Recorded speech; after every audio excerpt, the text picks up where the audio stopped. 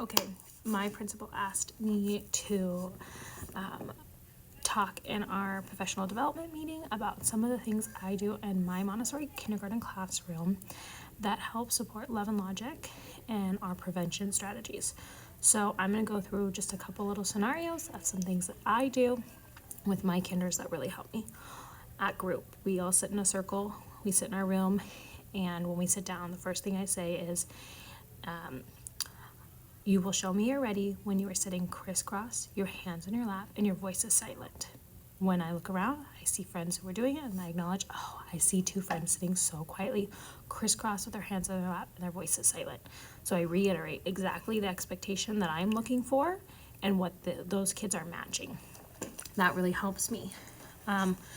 Another thing we do is if at group time, if I notice a couple friends are sitting by each other and they are never ever friends, what I call them are friends who should never ever sit together. Friends that are just too close. They talk to each other. They are like very social, which is okay to be, but they usually interrupt my group. I say, oh, I see some never evers who are sitting next to each other. If you think you shouldn't be sitting by a friend who's sitting by you, maybe because you'd be tempted to talk or you're not going to be able to learn, I'm going to ask that you move away. I wait a second. If they do it, I say thank you. If they don't, I say okay. If you choose not to move away from your friend, if you start to interrupt my group, I'm going to ask that you stand up. If you stand up and you are still causing a problem, I'm going to ask that you fix that problem and you are going to go sit at a table. Where they're at a table, they can still see group. They are still close enough to hear everything, see what's going on, but they're just not going to cause a problem in my group, which distracts everybody else from their learning. So those are some things I do at group time.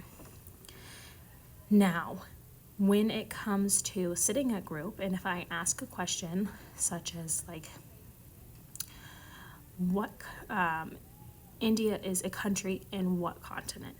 If you know the answer, raise your hand quietly. And I have a friend that's sitting right next to me that yells at the answer. I just quietly turn to them and say, oh, I heard you and you know that answer, but I asked you to show me with a quiet hand if you know the answer. So then I find a friend who did have a quiet hand and I call on them. Those are some things I do at group that really help. I'm going to make another video for things I do during the work cycle. So stay tuned for that one.